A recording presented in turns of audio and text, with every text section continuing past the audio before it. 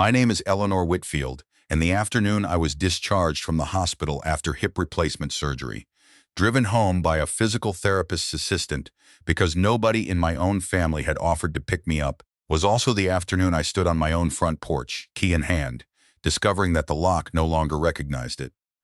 I want to explain before anything else that the house at the end of Larkspur Lane in Portland had been mine and my late husband Frank since 1979, paid off in full 19 years ago.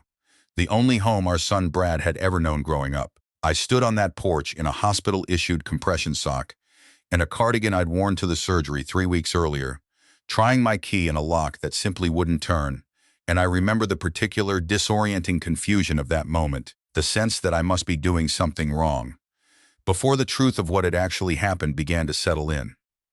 The physical therapy assistant who'd driven me home, a kind young woman named Priya who'd only agreed to the favor because the hospital's usual transport service was backed up that day, waited patiently in her car while I tried the door 3 more times. Finally I knocked, and after a long moment, my daughter-in-law Kayla opened the door, standing in the frame with an expression I can only describe as carefully composed, the look of someone who had rehearsed this exact moment. "Eleanor, hi. You're back. The key doesn't work," I said, still not fully processing what that meant. "Oh right, sorry, I should have called you about that. We had the locks changed last week. Security thing, with you being away and the house sitting empty during recovery, Brad and I thought it made sense to upgrade everything." She said it lightly, easily, the way you'd mention a minor home improvement decision, a new coat of paint, a fixed gutter. "You changed the locks on my house," I said slowly, "while I was in the hospital. Our house too, technically, since Brad and I have been living here," Kayla said, and something in the small emphasis she placed on the word technically made my stomach drop in a way that had nothing to do with the surgery. I want to back up considerably further than that porch, because the story of how I ended up locked out of my own home didn't start with a locksmith's visit. It started 2 years earlier, with a phone call from my son that I answered believing, completely, that I was simply helping my family through a hard patch, the way any mother would. Frank and I built a good, ordinary life on Larkspur Lane over 4 decades. He working as a machinist at a manufacturing plant on the east side of the city, me managing the books for a small accounting firm downtown, the kind of steady, unremarkable partnership that let us raise our son Brad in comfort without ever having to worry too much about the mortgage. Frank passed 5 years ago, a sudden cardiac event that gave us no warning at all, and I've lived alone in that house since, a decision I made deliberately, wanting to stay close to the memories, close to the garden Frank and I had spent 30 years cultivating in the backyard together. Brad grew up in that house, went to Oregon State for a business degree, and started a small landscaping supply company in his late 20s that did reasonably well for the first several years, enough to support himself and eventually his wife Kayla, whom he married 9 years ago. Kayla worked in marketing for a regional retail chain, and together they built a life in a rented apartment across town, a life that seemed, from the outside, comfortable enough, though I noticed over the years a particular tension in Kayla's manner around money, a restlessness that seemed to want more than their combined income comfortably provided. Brad's business hit serious trouble about 3 years ago, a combination of rising supply costs and the loss of 2 major contracts that had made up the bulk of his revenue. I watched my son struggle through that period from a distance, offering small amounts of financial help when he asked, the way any mother would, but not fully understanding the scope of the trouble until he called me one evening, his voice carrying a strain I'd rarely heard from him. "Mom, I need to ask you something, and I want you to really think about it before you answer. Kayla and I are drowning right now. The business is barely staying afloat, our lease is up for renewal at a rate we genuinely can't afford, and I keep thinking, you're in that big house all by yourself, 4 bedrooms, and it's just sitting there. Would you consider letting us move in with you? Just temporarily, until we get back on our feet. It would help us so much. And honestly, Mom, I think it might be good for you too, not being alone in that house all the time." I said yes almost immediately, genuinely happy at the prospect of having family in the house again after 5 years of quiet solitude, and Brad and Kayla moved in 2 months later, taking over the 2 spare bedrooms upstairs, converting one into a home office for Brad's remaining business operations. The first year of that arrangement went reasonably well, or at least well enough that I never seriously questioned it. Brad and Kayla contributed modestly to household expenses, groceries mostly, occasional utility bills, though I want to be honest that the arrangement was never formalized with any actual rent agreement, something I now understand, in hindsight, as an early sign of a dynamic that would eventually tilt considerably in one direction. Kayla, over that first year, took an increasingly active role in managing the household in ways that started small and grew steadily larger. She reorganized my kitchen, insisting the new arrangement was more efficient. She took over grocery shopping entirely, which I appreciated at first, given my own mobility had already started declining somewhat, due to the hip condition that would eventually require surgery. She began handling more of my mail, offering to sort bills and appointments, a kindness I accepted gratefully at the time, not fully understanding how much access that arrangement was giving her to the details of my financial life. About 18 months into their living with me, Kayla began raising the subject of what she called getting things in order. Gentle conversations over dinner about estate planning, about power of attorney, about the importance, given my age and Frank's sudden death 5 years earlier, of having clear documentation in place in case anything happened to me suddenly. Eleanor, I really think, for your own protection, we should sit down with an attorney and set up a proper power of attorney arrangement, just so that if anything ever happened medically, God forbid, someone would be able to make decisions and handle your affairs without a lot of legal delay and expense. I want to be honest that these conversations, at the time, felt reasonable to me, the kind of practical planning any responsible adult should undertake, and I didn't have any particular reason yet to view them with suspicion. I did eventually agree to meet with an attorney Kayla recommended, a man named Gregory Voss, whose office was, I later learned, considerably less reputable than Kayla had presented him to be, though at the time I simply trusted my daughter-in-law's judgment on the referral. I want to be careful here about exactly what happened in that attorney's office, because I don't want to suggest I was tricked into signing something I never understood. What actually happened, looking back on it honestly, was subtler and in some ways more troubling. Gregory Voss walked me through a stack of documents quickly, using language dense enough that I signed several pages without fully grasping the precise scope of what I was authorizing, trusting, perhaps naively, that Kayla had my best interests at heart and wouldn't have steered me toward anything genuinely harmful. What I signed that day, I would learn much later, granted Kayla a durable power of attorney with fairly broad authority over my financial affairs, authority that would only take effect if a physician certified me as incapacitated, a standard enough provision on its surface, but one that, combined with everything that happened over the following year, took on a considerably darker significance in hindsight.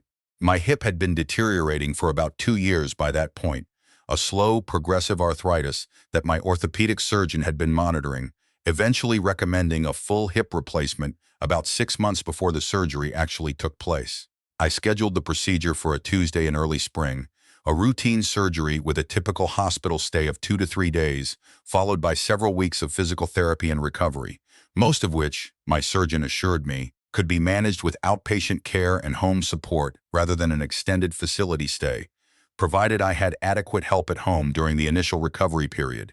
Kayla, in the weeks leading up to the surgery, was unusually attentive, driving me to preoperative appointments, asking detailed questions of my surgeon about the recovery timeline, the mobility restrictions, the level of care I'd need during the initial weeks. I remember feeling grateful for that attentiveness at the time, interpreting it as genuine concern rather than what I now understand it likely was. Careful information gathering in service of a plan I had no idea was already taking shape.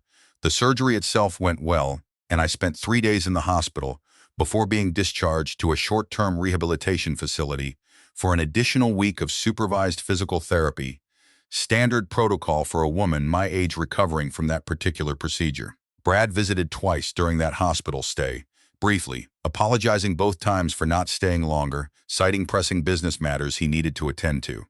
Kayla visited once, on the second day, staying only about 20 minutes, and I remember noting, even through the haze of post-operative pain medication, that her visit felt more like a formality than a genuine expression of concern.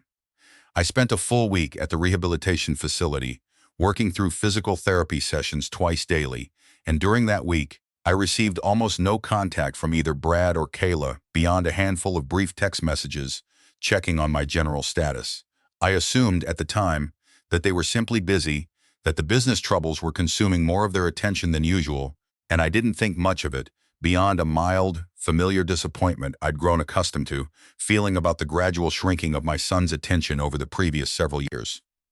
What I didn't know, during that week at the rehabilitation facility, was that Kayla had spent much of it in motion, contacting a real estate agent for a preliminary valuation of my house, meeting with a representative from a senior living facility about availability in their assisted living wing, and, on the 5th day of my stay, having the locks on my own house changed, all while I lay in a rehabilitation facility bed, working through leg lifts and careful supervised walks down a hospital corridor, believing my home would simply be waiting for me the way it always had. I found out the full scope of what had happened only gradually, over the following weeks, and I want to walk through that discovery carefully, because the truth revealed itself in layers, each one more troubling than the last.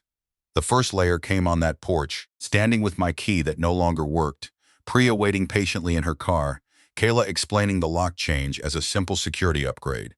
I asked to come inside, and Kayla hesitated, just long enough that I noticed it, before stepping aside to let me in. The house looked, on that first walkthrough, mostly the same, though I noticed several of my personal items, photographs, a set of Frank's old tools I kept displayed in the den, had been moved or boxed up entirely.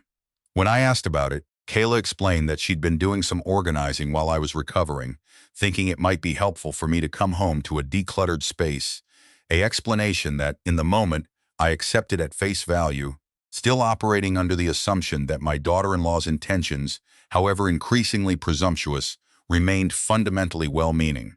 The second layer came about a week later, when my longtime neighbor and closest friend, Margaret Delacroix, a retired paralegal who had lived 2 doors down from me for over 20 years, stopped by to check on my recovery and noticed during our conversation a for sale sign leaning against the inside wall of my garage, not yet placed in the yard, but clearly prepared and ready.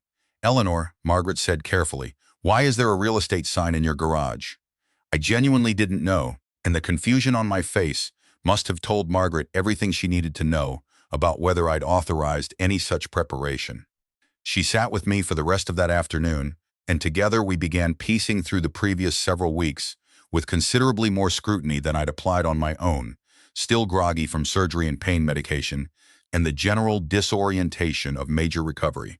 Margaret, with her paralegal background, asked me directly about any legal documents I'd signed in the months leading up to the surgery, and it was in recounting that meeting with Gregory Voss that I began to understand, for the first time with any real clarity, the scope of authority I'd unknowingly granted my daughter-in-law.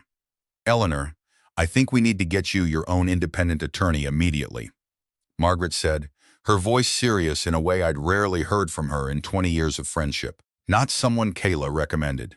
Someone who represents only your interests and who can review exactly what you signed and what authority it actually grants."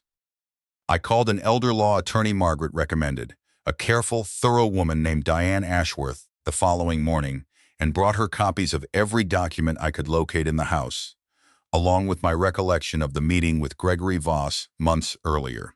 Diane reviewed everything over the following days and called me in for a meeting that revealed the third and most troubling layer of what had actually been happening. "Eleanor," Diane said, sitting across from me in her office, "the power of attorney document you signed is broader than what you likely understood at the time, though it's not, on its own, evidence of anything illegal.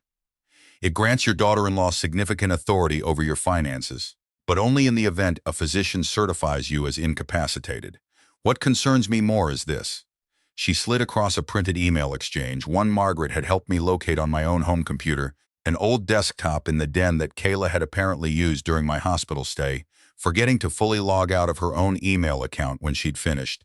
The email exchange between Kayla and a physician named Dr. Aaron Kessler, someone I had never met or been treated by, discussed the possibility of an incapacitation evaluation for me, framed in the emails as a precautionary measure given my age and recent surgery, but scheduled, notably, for a date that fell during my week at the rehabilitation facility, a time when I would have been groggy, disoriented, and considerably more vulnerable to a hastily conducted evaluation than I would be under ordinary circumstances. I sat in Diane Ashworth's office reading that email exchange, and I felt something I can only describe as a kind of cold, slow-moving grief, understanding, layer by layer, that my daughter-in-law had spent the weeks leading up to my surgery quietly assembling the pieces of a plan to have me declared incapacitated while I was at my most vulnerable, to gain full financial control under the power of attorney, and, judging by the real estate sign and the assisted living inquiry, to sell my house and move me into a facility, likely believing, given her apparent understanding of the finances involved, that she could then access a substantial portion of the equity to save Brad's failing business. Did the evaluation actually happen? I asked Diane, my voice unsteady. I don't see evidence that it did in what you've brought me, Diane said carefully. It's possible the appointment was scheduled but never completed, perhaps because your recovery went more smoothly than anticipated, or because the timeline simply didn't align the way she'd hoped. But Eleanor, I want to be very direct with you. What you're describing, taken together, the power of attorney obtained under circumstances that appear to have limited your full understanding, the scheduled evaluation during your most vulnerable recovery period, the real estate preparation, the assisted living inquiry, all of it, taken as a whole, suggests a pattern that concerns me considerably, and I think you need to take immediate legal steps to protect yourself. I want to be honest that the days following that meeting with Diane were among the hardest of my life, harder in some ways than losing Frank. Because losing Frank had been a tragedy without a villain, whereas what I was now confronting felt like a betrayal with a very specific, very deliberate architect. I called Brad that same evening, and I want to walk through that conversation carefully because it revealed something important about the difference between my son's role in what had happened and Kayla's. Brad, I need you to come over, alone, tonight, if you can. He arrived within the hour, and I sat him down at my kitchen table, the same table where he'd eaten breakfast every morning of his childhood, and I laid out everything I'd learned over the previous week, the power of attorney, the email exchange with Dr. Kessler, the real estate sign, the assisted living inquiry. I watched my son's face as I spoke, and I want to be fair in describing what I saw because I believe even now that his shock was genuine. Mom, I swear to you, I had no idea about any of this. The power of attorney I knew about, but Kayla told me it was standard estate planning, the kind of thing everyone our age recommends their parents set up. I never saw that email with the doctor. I never knew about a real estate sign or an assisted living facility. Mom, I need you to believe me. I want to believe you, Brad, I said, but I need you to understand how serious this actually is. Whatever you did or didn't know, your wife appears to have spent weeks preparing to have me declared incapacitated while I was recovering from major surgery, specifically so she could gain control of my finances and sell my home.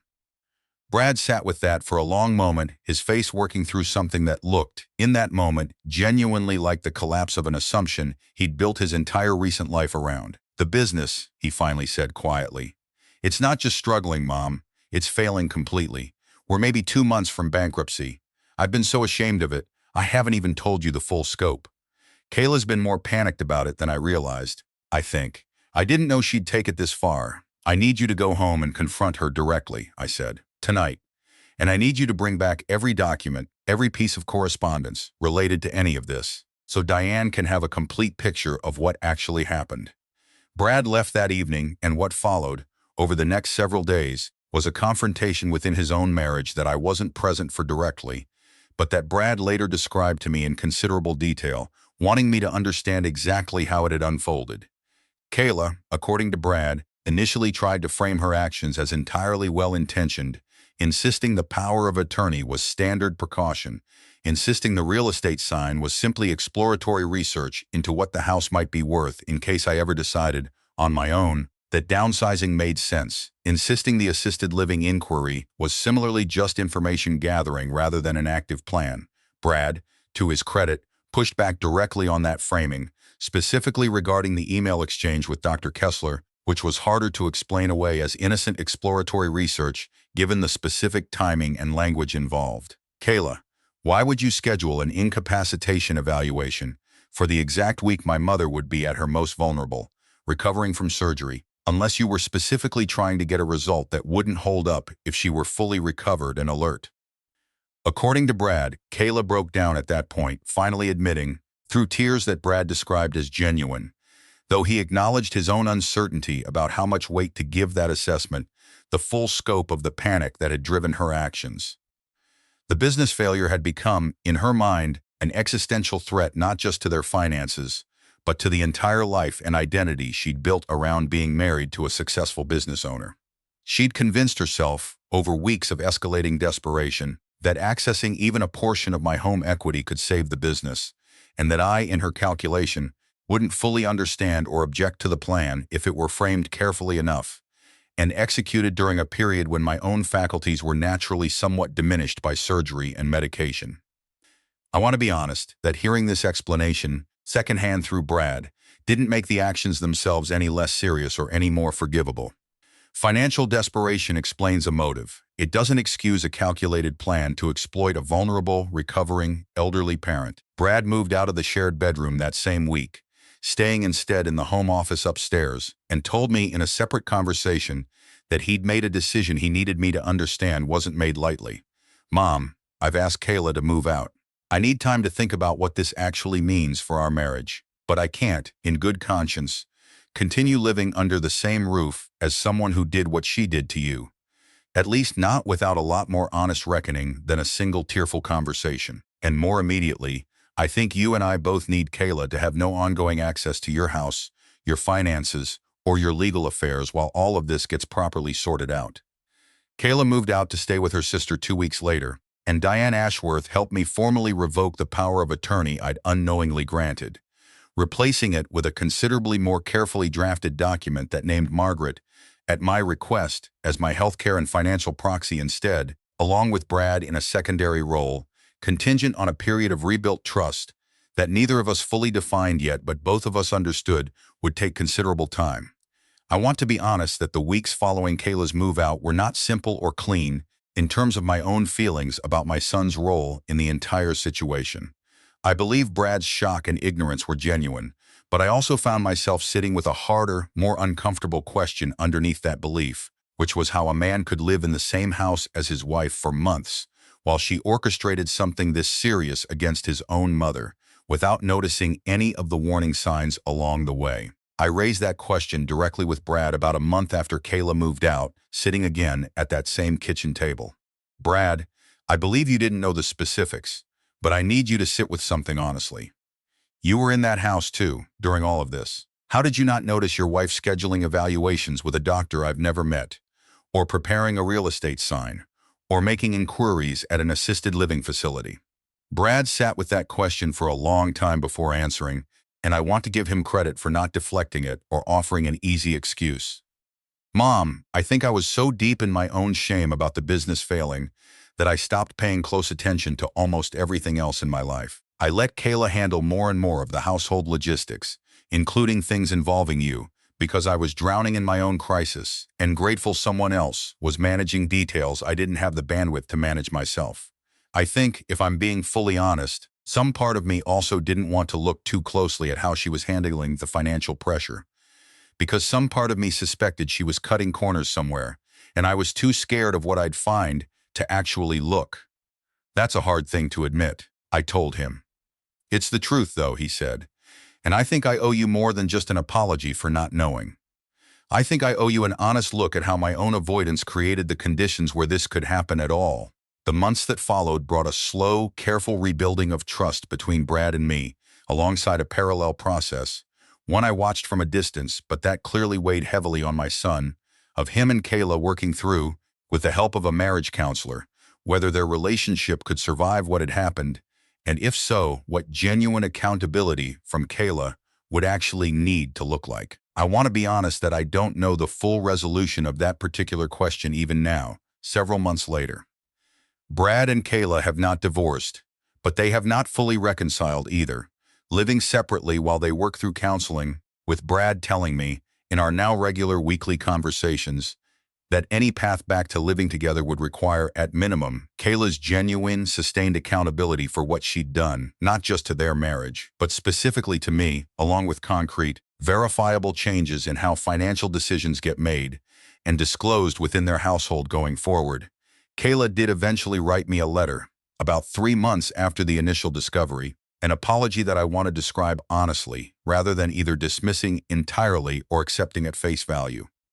It acknowledged in fairly specific terms the power of attorney situation, the real estate inquiry, and the assisted living contact, framing all of it as the product of a genuine financial panic that had led her to justify actions to herself that she now recognized with more distance as a serious violation of my trust and autonomy. It did not notably offer much reckoning with the specific timing of the planned incapacitation evaluation, the detail that Diane Ashworth had flagged as the most concerning element of the entire situation, the deliberate targeting of a window when I would be least able to advocate for myself. I wrote back, eventually, acknowledging the letter without offering the full forgiveness I sensed she may have been hoping for. I told her, honestly, that I believed financial desperation could explain a great deal of poor judgment, but that a calculated plan targeting a specific window of vulnerability required a different kind of accountability than what her letter had offered, and that I would need to see considerably more time and considerably more specific honesty about that particular detail before I could consider our relationship anything close to repaired. Margaret Delacroix, throughout this entire ordeal, remained the steadiest presence in my recovery, both physical and emotional. She drove me to my remaining physical therapy sessions once I was fully back in my own home, sat with me through the harder emotional processing of what had happened, and helped me, alongside Diane Ashworth, put in place a considerably more robust set of protections around my finances and my healthcare decisions going forward. Protections that, I want to be honest, I should probably have had in place years earlier, well before any of this began. You're allowed to be angry about this for as long as you need to be. Margaret told me one evening, sitting on my back porch, the same porch where Frank and I had spent 30 summers together, and you're allowed to take your time deciding how much trust you're willing to extend back to either of them, on whatever timeline actually feels honest to you, rather than whatever timeline makes everyone else more comfortable. I sat with that advice, and I've tried to honor it in the months since. Brad continues to call weekly, genuine calls and has taken on, at his own insistence, a considerably more active role in my ongoing care and household management, careful, I think, to demonstrate through consistent action rather than words alone that he intends to be a more present and attentive son going forward. He accompanies me to my remaining medical appointments now, asks direct, informed questions of my doctors himself rather than relying on second-hand information, and has on more than one occasion specifically asked my permission before making any decision, however small, that touches on my home or my finances, a level of deliberate care that I understand, watching it unfold, as his own attempt to rebuild something that his previous inattention had helped put at risk. I had the locks changed back to my own choosing about 2 weeks after the initial discovery, this time with Margaret and Diane both holding a spare key alongside myself, a small but meaningful decision about who I actually trust with access to my own home going forward.